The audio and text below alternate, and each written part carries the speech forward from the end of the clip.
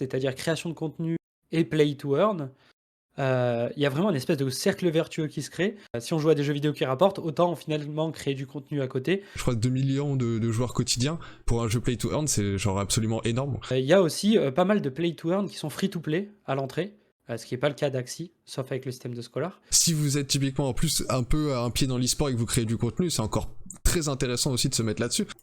Salut à tous et bienvenue dans l'épisode du podcast des créateurs orbitaux de cette semaine. Ce podcast a pour objectif d'aider les créateurs de contenu à construire leurs projets et leur carrière autour du jeu vidéo. On publie une vidéo chaque semaine pour transmettre la culture et le mindset de la créateur économie. Salut Amine. Salut Quentin. Et en effet, aujourd'hui, on voulait vous parler d'une opportunité qui mêle creator economy et play to earn. Alors du coup, on va vous expliquer un petit peu déjà le lien un peu entre les deux, comment ça vous aide à vivre d'une communauté et en même temps un peu rester dans votre zone de confort autour des jeux vidéo, etc. Et un peu voir un petit peu les possibilités d'investissement qui existent et l'intérêt de suivre tout ça, quoi. Yes, parce que en gros, si vous n'êtes pas un boomer, un archi-boomer, vous avez forcément entendu parler des cryptos, des NFT, peut-être des play to earn, parce que pour le coup, c'est peut-être encore Ouais, un c'est petit assez peu moins récent. connu. Ouais.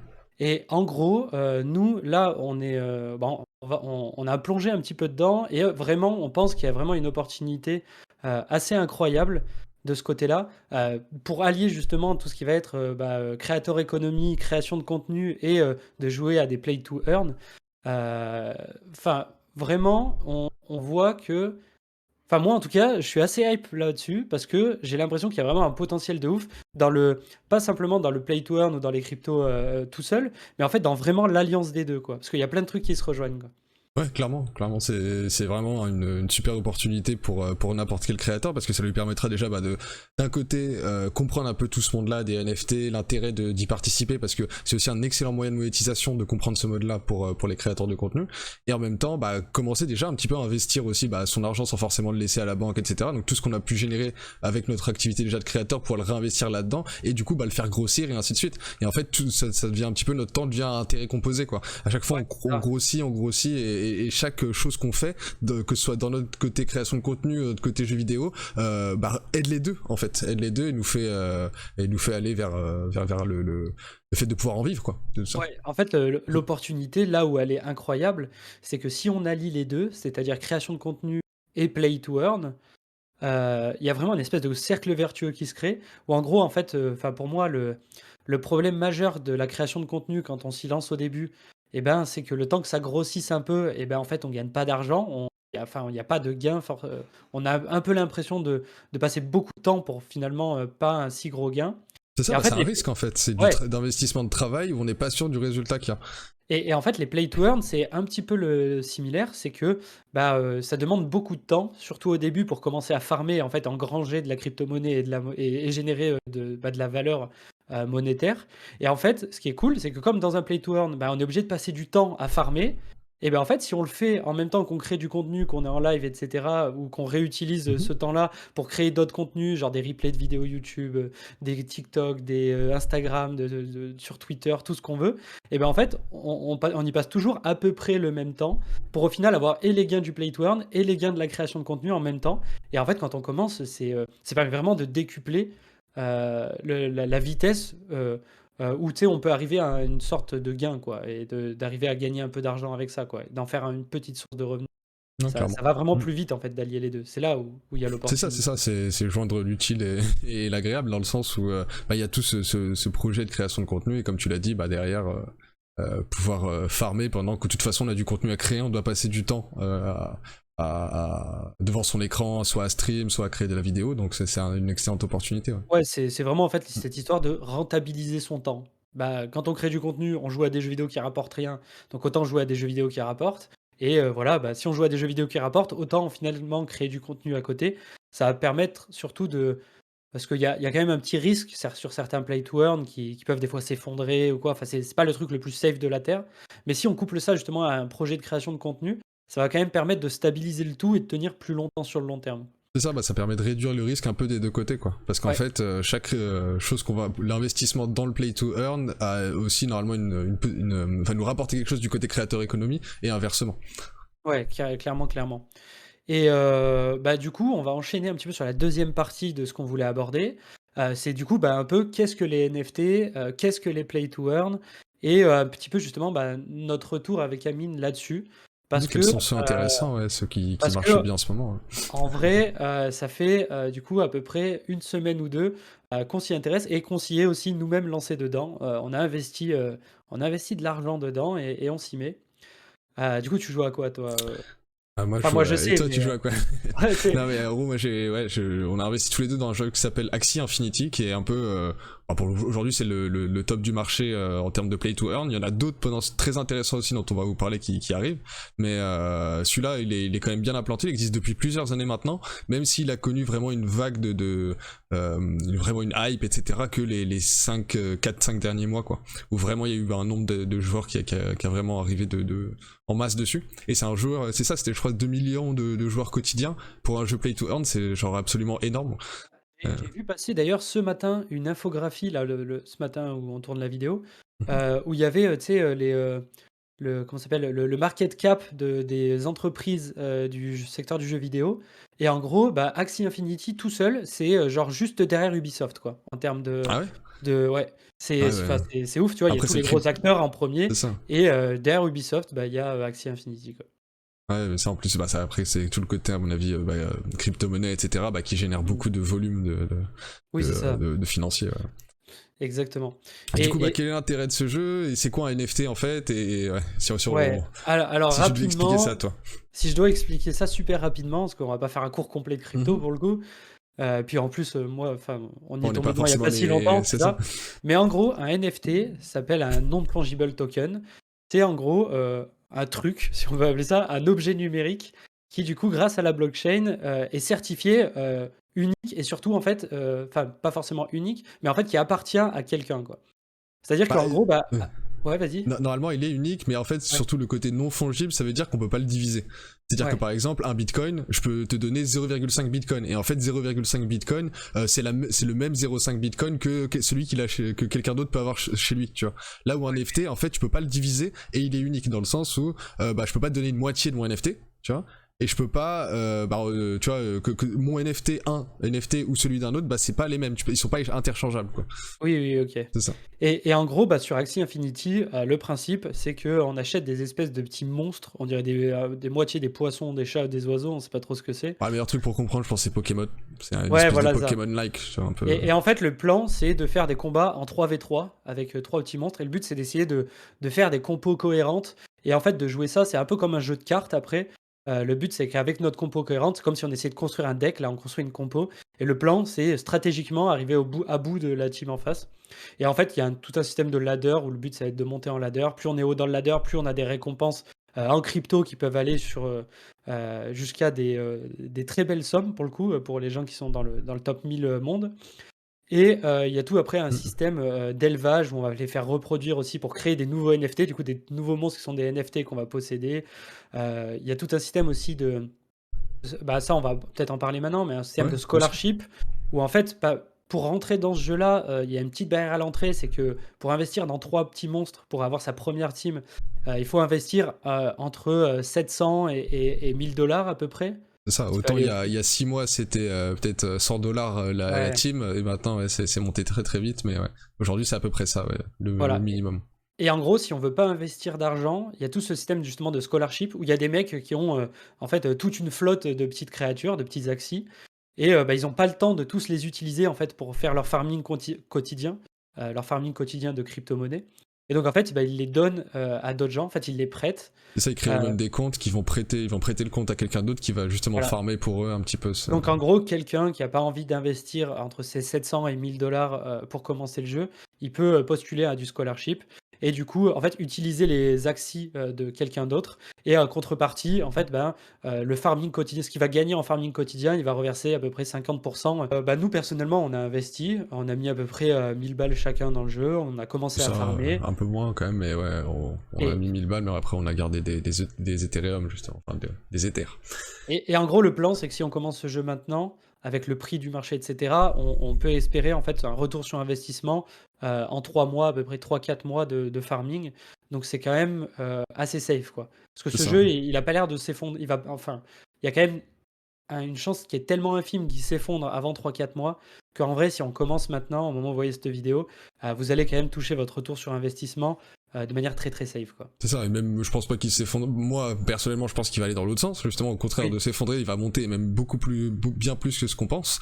Dans le sens s'il doit s'effondrer, il a pas atteint son pic pour moi, entre guillemets. Il y a peut-être, en effet, peut-être un jour il va s'effondrer, mais pour moi il est encore loin d'avoir atteint le pic qu'il a le potentiel d'atteindre, quoi. Et donc clairement le fait d'acheter ces NFT, donc déjà le NFT, donc ce token unique, il va prendre en valeur, donc votre petit monstre que vous avez acheté, il va prendre en valeur. Et en plus, bah, quand on fait comme tu disais, de l'accouplement, donc on en crée d'autres, etc., qui aussi ont une certaine valeur et qui peuvent prendre ou perdre en valeur et ainsi de suite. Et le scholarship, ouais, tu disais la bourse, enfin c'est ce qu'on appelle les boursiers, etc. Par contre, ça demande un certain niveau de connaissance pour justement s'y mettre entre guillemets, parce que pour pouvoir jouer pour quelqu'un, lui il faut que ce soit intéressant pour lui, qu'il faut que vous lui rapportiez entre guillemets les sommes que vous pouvez farmer chaque jour, donc il faut un certain niveau de connaissance, donc il faut s'intéresser au jeu avant, etc. Ouais, c'est ça. Et typiquement, en fait, ça, ça a vraiment explosé parce qu'il y a un énorme marché en fait aux Philippines où il y a des tonnes de Philippins qui deviennent scholars justement bah, de managers. Parce que en fait, en gros, quand on est scholar de quelqu'un, on a à peu près un farming de 300 balles, enfin de à peu près 300 balles par mois. Et en fait, ils en refilent du coup 50% au manager. Et en fait, avec 150 balles par mois aux Philippines, et ben, ça reste quand même genre 2 ou 3 fois le SMIC de là-bas, quoi. De là-bas, ça leur permet Donc, de donc, vivre. donc en fait, eux, ils peuvent pas investir du coup avec le prix de leur monnaie de base dans des équipes, mais du coup, bah, ils sont très motivés à bosser en tant que scolaire. Et en fait, la base, c'est vraiment une révolution. C'est un truc incroyable. Ça, bah, C'est pour ça que on vous glisse c'est un- en description, il y a une petite vidéo, justement, un petit documentaire qui a été fait, où ils sont allés justement dans dans certains villages comme ça dans les Philippines, pour parler d'Axie, etc. Et on vous met ça dans la description. Et c'est pour le coup, c'est assez intéressant, et on voit à quel point en plus, parce qu'en gros, eux, ils ont eu une grosse pénurie avec le Covid, etc. Donc ils avaient vraiment un moment plus de quoi travailler en fait. Et Axie est arrivé vraiment à ce moment-là. Et en gros, c'est ce qui leur a permis de continuer à se nourrir pendant que c'était des mois difficiles, quoi. Ouais, c'est un truc, c'est un phénomène assez incroyable. Pour le coup, on pourra peut-être revenir dessus dans la dernière partie. Moi, je voudrais Bien juste sûr. glisser vite fait un mot, parce que là, on parle du coup de s'intéresser au play to earn, etc., mais avec une bonne barrière à l'entrée où il faut investir un peu d'argent. Mhm. Et en fait, pour ceux qui n'ont pas forcément du coup les finances ou alors l'envie en tout cas d'investir autant dans un jeu, il y a aussi pas mal de play to earn qui sont free to play à l'entrée, ce qui n'est pas le cas d'Axie, sauf avec le système de Scholar. Mhm. Et moi, typiquement aussi, en parallèle d'Axie, je farm un autre play to earn qui du coup est free to play cette fois, qui s'appelle Gods Unchained, qui est du coup un jeu de cartes qui est le gameplay, ça ressemble un peu à du Hearthstone, et il y a des mécaniques de Magic the Gathering aussi, parce qu'en fait ce play to earn, il est dirigé par un ancien en fait, l'ancien directeur général de Magic, donc c'est quand même du solide. Et en fait, là, le plan, c'est de farmer des cartes. Et au lieu que ce soit comme dans Hearthstone où on achète des boosters, on gagne des cartes, puis que finalement on les possède pas vraiment, parce que, comme tu disais, Ouais, elles sont reproductibles, tout le monde a les mêmes. Et ben là, en fait, il y a le caractère unique, un nombre limité de ces cartes. Et après, en fait, le plan, c'est du coup de farmer de la monnaie et en jouant au jeu, tout simplement, en faisant un certain nombre de parties par jour et en essayant de monter le ladder le plus haut possible, parce que plus on est fort et plus on gagne. Et il y a aussi tout le côté de, on va gagner des cartes en jouant, et ces cartes-là, en fait, on va pouvoir les revendre sur un marché. Et donc, typiquement, là, moi en 2 semaines, là, je commence à arriver à peu près à 100 dollars de générer sur le jeu en 2 semaines. Donc, c'est pas si mal, tu vois, ouais, c'est pour pas un mal du jeu tout. qui est totalement free-to-play, quoi. J'ai mis 0 de ma poche. Ouais. Mm. Et Non, bon, ça après, c'est très intéressant, surtout bah en fait il y a le côté free to play d'un côté, mais il y a aussi le fait de plus on s'y met tôt un play to earn, plus il y a de chances que, enfin plus on peut avoir fait un investissement vraiment vraiment ultra intéressant. Bah, par exemple là dans les jeux qui arrivent très bientôt, et justement je conseille de s'intéresser, et quitte à investir même si vous n'avez pas beaucoup de sous, de le mettre vraiment peut-être plutôt rapidement dessus, dans le sens c'est Illuvium qui va sortir là, qui est un jeu un peu comme aussi un petit peu inspiré Pokémon, un peu dans ce style là, avec des monstres qu'il fallait capturer, etc., et qu'on possède le NFT, en fait ils sont un NFT. Et en fait, bah, imagine si je te dis les mecs qui ont découvert Axie, je sais pas, la première année où c'est sorti, et qui ont acheté leurs Axie $3, quoi. Parce que là où un Axie aujourd'hui, ça vaut plusieurs centaines de dollars, Entre c'est 200 et 400 $, quoi. c'est ça. Et pour les autres, bah, peut-être qu'ils ont mis, je sais pas, 15 € dans le jeu. Ça se trouve, ils ont mis 15 €, ils ont acheté 5 Axie avec 15 €. Tu vois ce que aujourd'hui, Ouais, c'est bah, clair. c'est le meilleur investissement de leur vie, quoi. C'est clair. Et bah, du coup, on va enchaîner un peu sur la dernière partie de Bien sûr. ce podcast. C'est pourquoi, du coup, nous, on pense que ça va révolutionner le monde. Déjà, du coup, j'avoue, on a un petit peu débordé à chaque fois. De toute façon, on se Ouais, finira c'est des ça. parties, on galère. Mais cette histoire de, en fait, bah, plein de pays émergents qui ont une monnaie beaucoup moins forte que nos monnaies occidentales, et bah, eux, ça représente vraiment une opportunité de fou pour générer en fait des revenus, beaucoup plus que chez nous encore. Et ça, clairement, bah, on a vu exploser du coup aux Philippines, heu enfin, moi, j'y crois vraiment que ça explose dans plein d'autres pays et qui va vraiment donner une vraie hype à ces jeux-là. Parce que enfin, véritablement, c'est un vrai enjeu, presque, sociopolitique, quoi. C'est, Ouais, ouais, c'est bah après, après en lien aussi avec toutes les crypto, enfin le côté la crypto-monnaie, etc. Qui sont des systèmes indépendants entre guillemets qui nous permettent qui permettent en tout cas aux humains de s'organiser sans dépendre des grandes institutions. Et donc clairement, c'est forcément un monde qui a de l'avenir, quoi, parce que ça permet une liberté, en tout cas au niveau des échanges, au niveau de plein de choses qu'il n'y avait pas avant, quoi. Et ça, en tant que créateur de contenu, vous savez que la liberté, c'est quand même un truc qui est un peu inestimable, quoi. Si on peut s'affranchir un petit peu des règles, d'un système, qui cloisonne beaucoup les choses, normalement, en tant que créateur de contenu, ce truc-là de liberté, en tout cas, ça parle Ouais, c'est beaucoup, ça. quoi. Ouais, clairement. Cette décentralisation, ces nouvelles technologies et cetera, enfin, il y a vraiment un truc qui se passe.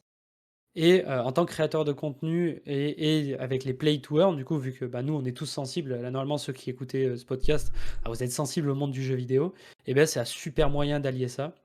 Ça, et Et surtout de comprendre même ce que sont enfin de comprendre le fonctionnement de tout ça, de justement des NFT, parce que les NFT d'un autre côté pour les créateurs de contenu de manière un peu plus classique, c'est un excellent moyen de monétisation. Les NFT peuvent vous permettre de monétiser une fois que vous avez une grosse communauté. Bien sûr, c'est peut-être moins quelque chose de pertinent au début quand on a une micro communauté, mais pour des grands créateurs qui ont vraiment une énorme communauté, les NFT c'est vraiment les choses les plus intéressantes. Un petit exemple comme ça, la NBA, ils ont commencé à créer des NFT en fait de clips de moves intéressants par exemple, de dunk, de machin, et en fait ces clips là du coup ils en font des NFT qui sont achetables, parce que et et donc ça permet encore de créer entre guillemets parce qu'au final c'est de la créateur économie ces trucs là, parce que eux ils font de l'entertainment avec des stars qui sont les joueurs de basket, et après ils arrivent encore à générer un peu de revenus sur les stars en capturant un certain moment machin qui est unique et qui t'appartient, tu vois, même si la vidéo elle est sur YouTube, toi t'as la vidéo originelle entre guillemets qui ouais, ça me fait penser de fou. Moi, tu vois, quand j'étais plus petit, tu sais, par exemple, pour les joueurs de foot ou, tu vois, pour les joueurs de du basket, tu sais, panini. voilà ça, on collectionnait les cartes et on les collait dans un album. Sauf que ça, du coup, bah, on possédait vraiment la carte, mais l'album, on allait le perdre, on allait déchirer le truc, ça allait pas forcément gagner en valeur, en plus, des cartes, elles étaient un peu imprimées en mode illimité. Et ben là, typiquement, on pourrait très bien se dire demain, et ben, on collectionnerait, genre, le dunk le plus classe, tu vois, de LeBron James, et on serait vraiment, le seul détenteur de ce truc-là. Et Clairement. c'est un peu l'évolution des cartes, Panini, quoi. C'est ça, même avant il y avait les pas, je me souviens, enfin ça c'est un truc peut-être qu'on voit plus dans les films, mais dans les cartes américaines là des joueurs de baseball, qui tu sais que dans les films ils sont vendus, tu sais le gars il se fait voler sa carte de baseball, elle vaut je sais pas combien, tu vois, et là c'est un peu la même chose, sauf que bah le problème c'est que les cartes de baseball machin, bah ça meurt, ça s'use en fait avec le temps, etc. Là où un NFT bah ça ne s'use pas, quoi. Ah oui, c'est un produit numérique. C'est ça. C'est ça, et c'est dans cette continuité, et encore comme tu l'as dit, ça peut être des clips, quoi, c'est pas juste une image statique de ton joueur préféré, là c'est vraiment un truc en motion, tu vois, avec du mouvement et tout, c'est des choses assez ouf, quoi. Et donc ouais, l'avenir nous réserve à mon avis de grandes choses là-dessus, et en fait en tant que créateur de contenu, mettre un premier pied dans les NFT par le play to earn, c'est peut-être le truc le plus smart qu'on peut faire en 2022, quoi. Clairement, parce que Clairement. là, en fait, c'est le meilleur moyen d'allier, bah, du coup, ce qu'on aime, c'est-à-dire les jeux vidéo, et en plus de créer du contenu autour, et bah, si, franchement, si, vous avez, l'envie de découvrir ce monde-là, commencez peut-être par vous intéresser justement à des play to earn, peut-être free to play. Sachant qu'en plus de ça, bah, moi qui joue pas mal, je cherche souvent à regarder des streams et trouver du contenu, là-dessus au sujet de ces jeux. Et en fait, pour l'instant, ça reste quand même une micro-niche, Ouais, bien surtout en sûr. France, typiquement. En France, il y a, moi, tu vois, par exemple, quand je regarde Axie, bah, je dois regarder 3 streamers en tout. Mm. C'est pas beaucoup. Sur Gods Unchained, il y a presque aucun streamer français. J'en vois quasiment pas. Donc typiquement, il y a de la place à se faire et à prendre de ce côté-là. Et typiquement, j'ai vu aussi une infographie passer où en gros, tu sais, as des play to earn qui sont du coup free to play. En gros, si tu joues à un play to earn free to play, tu gagnes un petit peu d'argent, mais c'est pas grand chose. Si Mm. tu joues à un play to earn free to play et que tu as du skill en plus de ça, et ben là, tu commences à gagner un petit peu d'argent de manière. Et Un ça peu commence plus. à, ouais, ça commence à être cool. Si tu joues à un play to earn free to play, que tu es fort et qu'en plus tu crées du contenu dessus, commences à gagner, à générer vraiment plus d'argent, tu vois, parce que tu rajoutes de la stabilité C'est à ça, et ça. en plus tu construis une communauté qui est entre guillemets quelque chose de très long Ouais. terme. Qui est... Et le truc ultime qu'il y avait dans cette infographie, c'est que si on joue à un play to earn qui demande pas mal d'investissement, typiquement comme Axie, en plus on est bon, on a du skill dessus, et en plus on Plus on crée crée du du contenu. contenu et on essaie de construire une communauté, et ben là en vrai, il y a clairement cette histoire de retour sur investissement en moins de 2 mois. Et en fait, ça, c'est incroyable comme chiffre, quoi. C'est genre, ça Ouais, existe ça pas existe nulle part pas. ailleurs, Ouais, quoi. c'est ça, c'est nulle part ailleurs, clairement. Clairement. C'est. Et donc ouais, Voilà. comme tu dis, il y a le côté skill aussi, parce que bah voilà, dans le jeu vidéo, il y a peut-être qui sont, on est tous sensibles aux jeux vidéo, je pense, les gens qui passent sur cette chaîne et sur les créateurs orbitaux. Mais il y a le lien aussi, il y a un lien très fort avec l'e-sport, c'est-à-dire vraiment Ouais. le côté très stratégique, etc. Et donc si vous êtes typiquement en plus un peu un pied dans l'e-sport et que vous créez du contenu, c'est encore très intéressant aussi de se mettre là-dessus, parce qu'il y a un aspect très très stratégique et qui peut être en fait reconnaissable dans tous les sens, c'est-à-dire ça va vous rapporter, forcément ça va vous faire plus générer sur les jeux play to earn, donc de plus gagner, et d'un autre côté bah, ça vous permet aussi de créer plus vite votre communauté, etc., de faire des choses plus impressionnantes qui sont plus faciles à montrer, etc., parce que bah, vous êtes bon aux jeux vidéo et tout. Ouais, si on doit vraiment Clairement. résumer en 2 mots, en fait, il y a une opportunité de fou parce que l'un peut, accélérer l'autre et l'autre peut accélérer, celui d'avant et ça peut vraiment créer que, une espèce de dynamique positive et Clairement. ouais, c'est incroyable. Je vais peut-être même me mettre à créer du contenu, sur des play tours moi-même pour vous Ça, prouver peut-être que un stream orbital sur ouais, de Axie, la grave, team Axie Orbital. pour appliquer tout ce qu'on raconte sur la création de contenu et Ouais, et montrer peut-être, conseiller pour les prouver, gens, ouais, bien sûr. qu'on a peut-être vu l'opportunité et que, bah, on s'y est peut-être engouffré dedans et du coup, ne ratez pas cette opportunité. Ceux C'est qui avaient ça. regardé jusqu'au bout. Yes. Bon, on vous dit à la prochaine. Merci d'avoir Ouais, suivi cette vidéo. ouais, Et bah, du coup, merci à à plus vous. sur Orbital. Ciao. Ciao!